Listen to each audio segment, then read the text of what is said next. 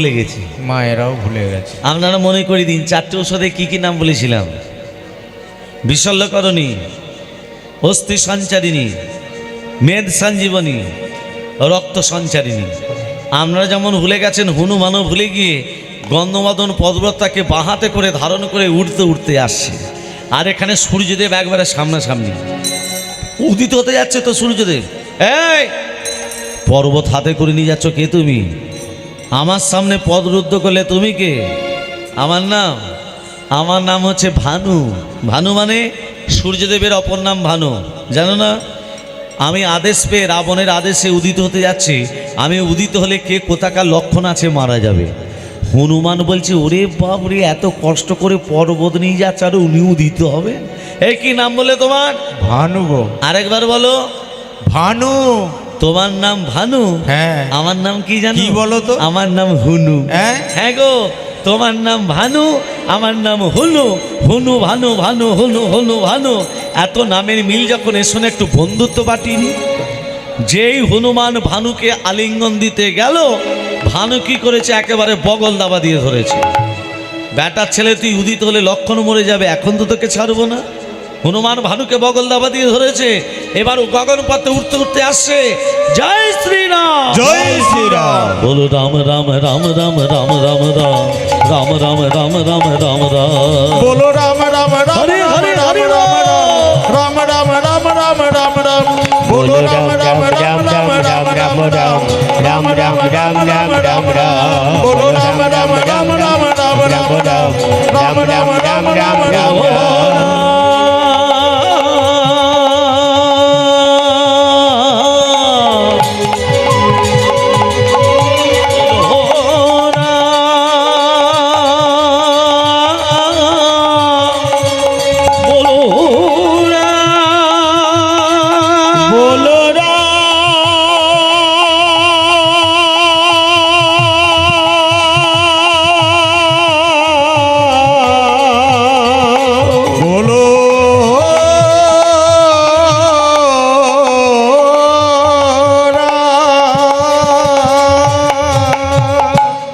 সে বলো রাধে রাধে।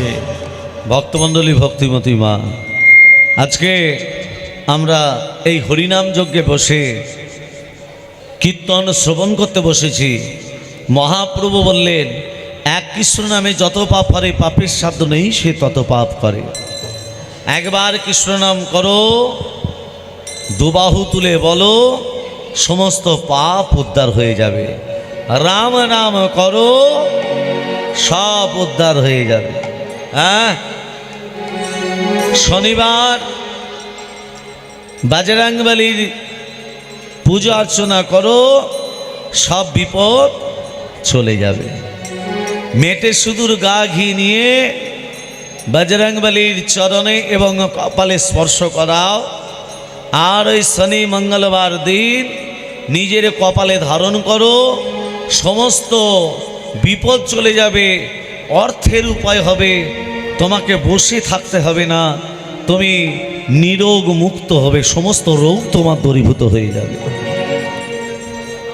ভক্তমণ্ডলী, ভক্তিমতী মা, হনুমান যখন রামচন্দ্রের কাছে এসেছে, হনুমান বলছে, প্রভু এই ঔষধ লক্ষণকে নিয়ে খাওয়াও, লক্ষণ বেঁচে যাবে।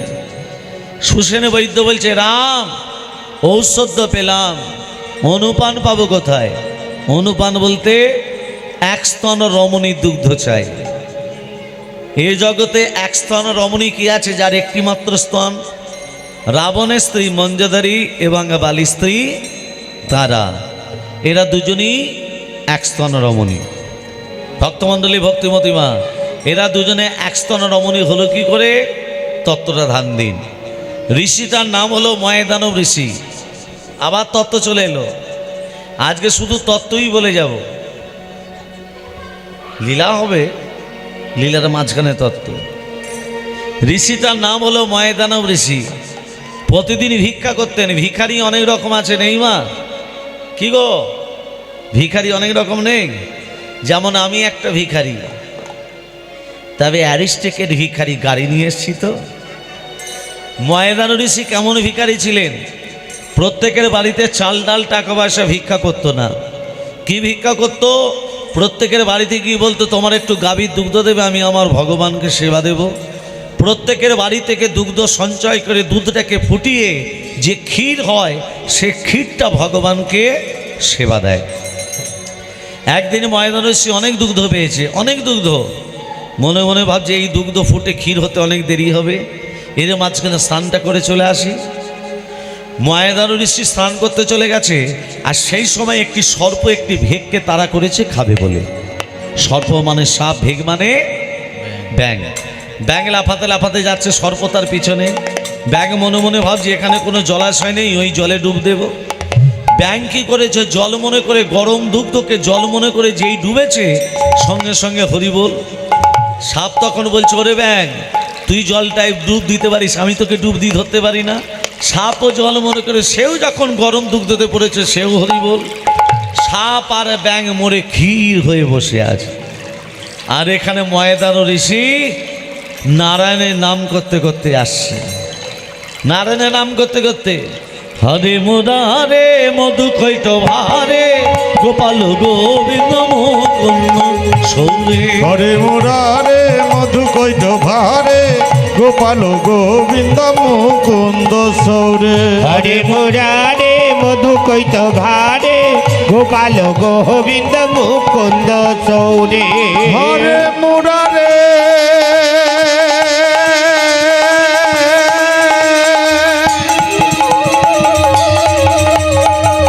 হরে মুরারে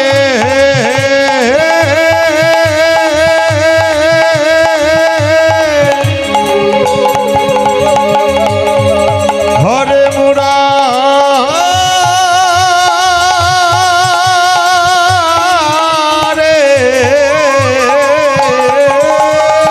হরে মুরারে মধু কৈট ভারে গোপাল গোবিন্দ মুকুন্দ সৌরে।